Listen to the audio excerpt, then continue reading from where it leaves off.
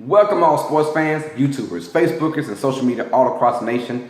Uneducated Network presents Uneducated Sports Talk. I'm your host, Carlos Clayton, and today we're going into our last edition of our fantasy football preview. If you want to call it that, we went with quarterbacks and we went tight ends. Wide receivers, and now today we're talking about running backs. If you want to get in depth with it, we're talking about defense and kicking and special teams. Be aware that every Wednesday before the Thursday night game, so our first episode is September 6th before the Patriots and the Kansas City Chiefs play. That will be our first episode of our Uneducated Sports Talk NFL Fantasy Football Talk, where we'll break down everything fantasy for that upcoming week. Who to sit, who to start, who to play, who not to play, that kind of stuff, yada, yada, yada. So be ready for that. We'll get in depth with the kicking and defense. But right now, we're not talking about none of that. We're talking about what's giving you points right now, and that's the running backs. Wide receiver is the most potent or more, the most, I guess, a lot of guys are in wide receivers. There's a lot of guys out there. But the running back is probably the most important position in fantasy football, because those are the guys that really, for sure, they're going to get their touches depending on who they are, but they will get their touches. So we want to talk about David Johnson versus Le'Veon Bell. That's the big news. David Johnson was the surprise player last year. I think a lot of people got him, fourth, fifth round, something sneaky like that. He just had a breakout freaking year, and he is going to be the overall consensus number one running back to a lot of these guys, but people are saying, well, what about Le'Veon Bell? Well, Le'Veon Bell is just that good. David Johnson, he can pass catch. Le'Veon can pass catch. David Johnson can run between the tackles. Le'Veon run between the tackles. They're both similar players. It's all about who's going to give him the ball more. And I just think Arizona might give David Johnson the ball just a little bit more, only because they have dynamic receiver in Antonio Brown, and it's still a good quarterback in Ben Roethlisberger. So if you're going with the number one overall running back, not per se number one overall pick, but number one overall running back, you got to go with David Johnson. Here's a few reasons why David Johnson has not sat out of training camp. He's been there. He's done that. He's doing his thing with the team. They're ready. They already said it. He's going to get the ball a bazillion times this year. So be ready for that. And then on Le'Veon's case, he's a disgruntled player right now. Do you know some guys when they're disgruntled, they come out and they ball out because they feel like they deserve to get this, that, or that. And then some guys, they come out and they tank because they feel like they're supposed to have this and never came in. They're supposed to have, like Le'Veon is having money problems. Well, or he wants $15 million. They want him at 12. So a lot of things going on with Le'Veon right now. I still think when it's all said and done, yes, he's missed the whole entire training camp, missed the whole entire preseason, but he will be ready. I heard he's staying in shape. So out of those two guys, I will pick David Johnson over Le'Veon Bell, just because you know what David Johnson's head is. And Le'Veon, let's just be honest, when he's not smoking weed, he's kind of injury prone as well. So be careful with that if you want the number one running back. It's going to be David Johnson. If you're in the PPR, LeSean McCoy is going to be a beast for you guys. When the Bills got rid of Sammy Watkins, so LeSean McCoy could be a sneak at the number one running back. If you are in a PPR league, that is definitely something to think about. Yes, Le'Veon gets touches and Johnson gets touches, but just in case those two guys are gone like that, LeSean McCoy should be the guy for you, because PPR, he's going to get his catches, he's going to get his touches. They get rid of Sammy Watkins, so he is basically the number one receiver on the team. If you think about it, the Bills don't have any other receivers. So I think LeSean's going to have a big year when it comes down to production from himself with the squad, the Buffalo Bills. So be on the lookout for that. I was still in the PPR league. I would still go with David Johnson or Le'Veon, just because they get the ball. They're great pass catching running backs. LeSean is great as well, but between the tackles, it's more Le'Veon and more David Johnson. But be on the lookout. If there's gone, don't be surprised. LeSean is probably the fifth, sixth overall player taken in the draft, because he's going to produce points like crazy. Then you got guys like Melvin Gordon, who had a breakout year last year. You had Devonta Freeman and Jay Ajayi. Out of those guys, I'm going with Jay Ajayi big time. Stock is rising with Ryan Tannehill being out. They adding Jay Cutler. Jay Cutler doesn't really know. He knows a play, but let's just say that. But he's not going to be the guy to throw the ball 30 times. They already said it. Jay Ajayi is going to get the ball at least 25 times a game. I'm recommending this guy is going to be a beast this year. I'm looking at about 1,400 yards rushing for Jay Ajayi. I can always see that happen because Miami's going to depend on him running that rock like crazy. So out of those guys, if you want your 4th overall running back, it's going to be, in my opinion, Jay Ajayi. Devonta Freeman is a stud, but the only problem is the Falcons have way too many weapons as it is. So he's not going to get the ball a lot. And then, of course, they have Coleman as well, who gets great yardage as the backup running back, comes in sparingly and helps out big time. So Devonta Freeman, I'm not going to put him in the first round. I wouldn't do it. Devonta Freeman is more of your second round, at the worst third round kind of running back, because the people surrounding him. He's going to give you his yards, yeah. He's probably going to give you about 1,000 yards rushing and probably 300 to 400 yards receiving. But still, when you got the rest of this talent up there, I think Jay Ajayi just straight up gives you 1,400 yards rushing and a lot of touchdowns. To be, to keep that in mind as well. Touchdowns count in this league. So out of those guys, Melvin Gordon, I still think he's a second round, not a first round. Devonta Freeman, whatever you want to call him, he's second round. But Jay Ajayi is that guy I would get in the first round, in the late first round, especially if it's a snake draft. You can get a Jay Ajayi and then back there get another running back for your choosing or for your liking. So I'm very excited about that. Josh Howard, who's been Jordan Howard, who's been the forgotten guy for Chicago Bears. He had a great year last year. That is a sneaky guy for the second round. I'm telling you, a sneaky guy. The Bears don't really have nothing going for him, right? Why not just run the ball? Jordan Howard would be a great pickup in the second round. Be on the lookout for him. So if you do have a snake draft and you get a running back in that later end and want to get a running back in the second as well, Josh Howard could be the guy, could be that second running back for you. So be on the lookout for that. We also have DeMarco Murray, who's put him on a good team that runs north and south. He's going to make things happen. DeMarco Murray will be a great second round for you, early third, because he's going to get his touches in Tennessee. Tennessee cannot find a way to get great wide receiver talent. They finally got Corey Davis this year in the draft, but he's just a rookie, so we'll see how that goes on. So they're going to depend once again on DeMarco Murray to run that rock. So second round, third round, I love DeMarco Murray.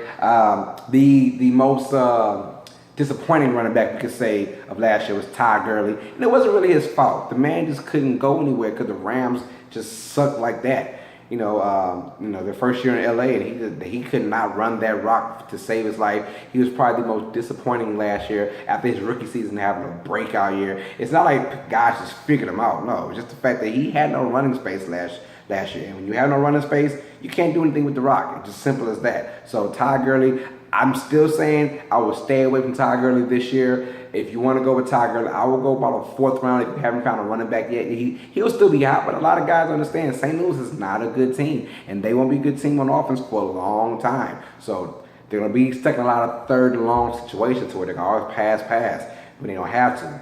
Ty Gurley is not going to be the guy. If you want to get him, try the fourth round, at least the fifth round, in my opinion, because he's not going to be worth it if you get him second or third round. Now, then we have guys like Leonard Fournette, Dalvin Cook. We have guys like Devonta Freeman from Houston, the rookies that are coming in. My breakout rookie, if you're in a PPR league, you have no doubt to get Christian McCaffrey. And I'm talking early. I think they will use that man till he is used up. I promise you. I think Carolina finds a way to give him 20 touches a game. Talking Christian McCaffrey, I would definitely use him if it's a PPR league for sure. I'm going as high as second round if you with Christian McCaffrey, because he's going to get his touches. I promise you, Carolina's going to find a way to get him the ball 20 times a game. No doubt. Now, if it's a regular standard league, I would probably wait till the third round to get him, maybe fourth round. But if in the PPR league, second round, because he's going to get the ball a lot. I promise you guys. Out of the in-between runners, when you're talking Devonta Freeman, and you're talking about Dalvin Cook, and Dalvin Cook's already in between, but he's kind of like the tweener running back who can catch, who can run, has speed, not a lot of speed, but has great speed. And you talk about Leonard Fournette. I'm going with Leonard Fournette.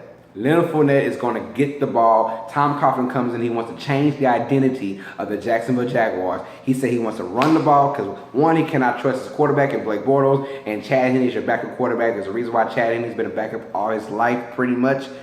He's just good enough to start a few games, but bad enough to where he won't start a lot of games. How about that? So you put in Leonard Fournette, who I think is going to get the ball at least 22 to 25 times a game running the ball. He's going to be their workhorse, and it saves him. Last year he had an injury in LSU, so he was fresh coming into this year. So look out for him to have a breakout year.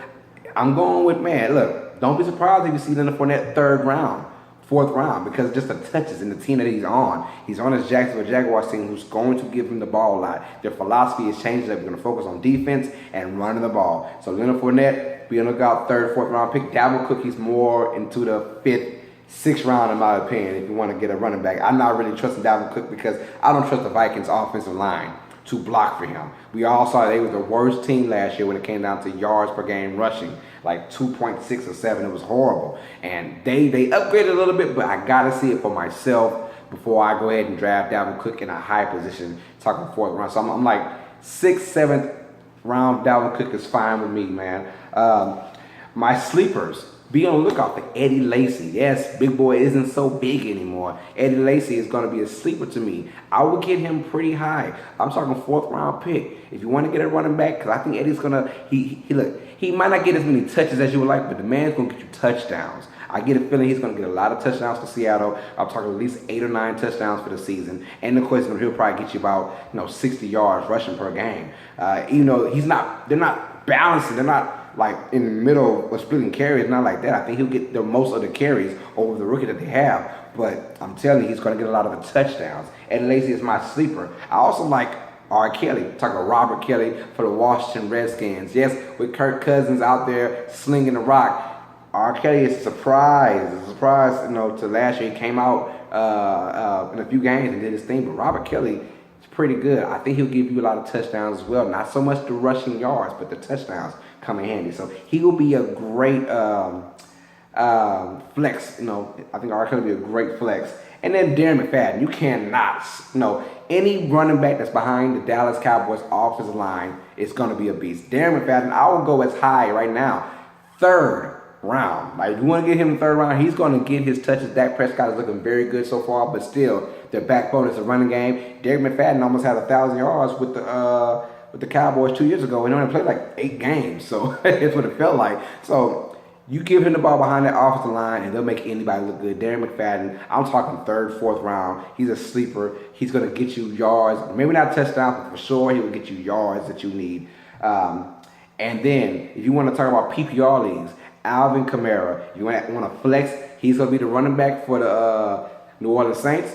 Yes, I said New Orleans Saints. He's basically a Darren Sproles type-esque who's going to get a lot of playing time behind Adrian Peterson and Mark Ingram. You know that they switch it up. And it's kind of tough if you're a Saints, if you're a fantasy person and you want to get someone from the Saints. It's tough, man, because you got AP and Mark Ingram. Mark Ingram, in my opinion, is probably going to get the most fantasy points out of those two. Mark Ingram and Adrian probably gets a lot of those touchdowns, but Mark Ingram overall, his pass catching ability and his running ability, he was very quietly a very good fantasy person last year, even though he had a lot of ups and downs in the NFL. But I will go with Mark Ingram probably in your 5th, 6th round, maybe 7th round the most. Adrian Peterson right in that same area, because Adrian he could be the Adrian the old. And I'm not talking Adrian being old, Adrian of the old. We're talking 4 or 5 years ago. He's fresh. I know that. And he looked good in the preseason. He looks like he's ready to go. But with the backfield, they have so much rotation going on. He just won't get the carries like he used to back in the day in his prime for Minnesota. So Adrian Peterson, I'm going pretty low. I think he'll be an 8th, 9th round pick. But he could be a surprise. Now, I won't be shocked if he goes higher. I won't be shocked at all. But I will go with Adrian Peterson somewhere that 8th round as a flex type of guy. All those guys pretty much. Alvin Kamara, Mark Ingram, Adrian Peterson. I won't have him as my 1 or my number 2 running backs. Maybe number 2, but for sure a flex is right around the corner. Now, the big question that everyone's talking about is Ezekiel Elliot. If the 6-game suspension holds and it's looking like it's going to hold, where do you draft Ezekiel Elliot? Well, my friends, you don't draft him first. No, you don't draft him second. But I'll tell you this, if he's still there in the 3rd round, you got to get him. You gotta get him. You gotta get him. If he's in the third round and he's just sitting there for the taking, I would take Ezekiel Elliott because it's not about how you start. I learned that in my first year in fantasy. It's not about how you start. It's all about how you finish. And Ezekiel Elliott, same thing happened to Le'Veon Bell. He missed out in the first 4 games, and I was like, nah, I'm not getting Le'Veon. And then Joshua Neville's, matter of fact, of the Last Word podcast, check that out on YouTube. Joshua Neville, my good friend, he picked up Le'Veon Bell somewhere in that 3rd, 4th round, and then Le'Veon took off with him in the second half of the season, and that's how he built up his way to the playoffs, and that's how I built my way down to looking at people in the playoffs. You know what I'm saying? So Ezekiel Elliott, if he is there, get him in the 3rd round because yes, you'll miss him for the first 6 games, but you'll have him for the last 10, and he's fresh with that offensive line. You gotta get him, and I wouldn't even look, even if at 2, if you're a late 2nd round and he's there, you might think about getting him anyways, because it's not about how you start, it's how you finish. You want to finish very well. So Ezekiel is going to be a stud when he does come back. I believe it's week 7 against somebody, I don't know, but he's going to be ready to rock and roll. So now, unless in a couple of days they come out and say that his pill work and it dropped down to either 4 or 2 or 1 or no games, and it's a different ballgame. But if it stays at 6, you got to get him in the 3rd round. Late 2nd at the worst, late 2nd. But 3rd round is pretty much all go with Ezekiel Elliott. Another surprise guy I got is Ty Montgomery for the Green Bay Packers. He's another sleeper that I really like. Ty Montgomery is going to get a lot of touches for Green Bay. I'm talking screens. I'm talking because he's a wide receiver playing running back. So he's going to get his touches. And by the way, he can play running back. So he's going to get his rushing attempts. He's going to get his pass catching attempts as well. He's a sleeper. He's a great flex as well. Anyone with Aaron Rodgers by their side, if the ball is being thrown to them by Aaron Rodgers, they're going to look good in fantasy. Jordan Nelson. You're looking at Randall Cobb. You're looking at Martellus Bennett. You're looking at Ty Montgomery. Those guys are going to have big years this year, only because Aaron Rodgers in the running game still isn't where it's at. So you know that the Packers are going to pass. And I'm telling you right now, Atlanta versus Green Bay, week 1. Week 2. Be ready for that. It's going to be a shootout. It's the first game in Atlanta. They're showing the dome, so be on the lookout for that. That's going to be crazy, man. But I'll tell you this. The running back is the most important position in fantasy. You're not going to win if you don't have any running backs. I found out the hard way. I wound up picking Jeremy Hill as my first running back, I believe. And that was a bad no. And I was struggling towards the end, trying to scramble and get running backs every week because guys they're just not there on a silver platter. And if you get lucky. One of my guys got Jay Ajayi last year, and he got not lucky, but he just picked him up to pick him up. He's a good running back. Let's try him out, and he had back-to-back 200 yards. So people just don't get lucky like that. You have to have running backs. I had Jaquiz Rodgers for 2 games with the Bucks, and he basically gave me my best points for a running back that he got hurt his 3rd game playing. So all I'm saying is running backs are key. You want to start off early with running backs, whether it's the 1st round. I'm more of if the running back is there, get him in the 1st round. I wouldn't go with wide receiver unless you basically have to. Julio is the only guy I would consider putting. Antonio Brown is the only guy I would consider putting over a running back. Maybe get a running back in the 2nd round. But I learned that, but it's tough to get quarterbacks. I'm more of I want to get my wide receiver first, and I want to get my quarterback in the 2nd. But if it doesn't work like that, it doesn't work like that. You might want to get your running back first. And a quarterback 2nd or a quarterback 3rd, depending on. But if you want those top tier quarterbacks, they're gone after round 2. They're gone. No one's getting them in round 3 unless the top tier quarterbacks, talking Rodgers, Breeze, and Brady. So this is gonna be crazy. I got my fantasy league going on. So check that out. Well, you don't really have to check it out, but it's on NFL.com/fantasy. It's under that app, and this is Lake Charles Finest. That's the name of my league going on. Got good guys in there, so a lot of money's involved. That's how we do it. You know how we do it. But that being said, running back is the most important position. I hope that what I had to say the last couple of days talking about fantasy is going to help you guys win your league or at least have success in your league. Like I said, I'm not the greatest fantasy guy. I played in 1 year, and I came in 9th place out of 10. But I learned my lesson. That's what kind of guy I am. I learned my lessons and I keep trucking. And this year I'm in 3 fantasy leagues. So I went from 1 last year to 3. So I'm very excited about that. Be on the lookout. We will have an episode coming out tonight. I've been skipping episodes when it came down to my 32 for 32, but we will talk about that tonight. I know one of the teams is the Houston Texans. I forgot the other team, but we will talk in depth about a couple teams in the NFL, man. So that being said, Uneducated Sports Talk. I'm your host, Carlos Clayton, and as always, sports fan, you know what time it is. Stay smart, stay uneducated. Peace.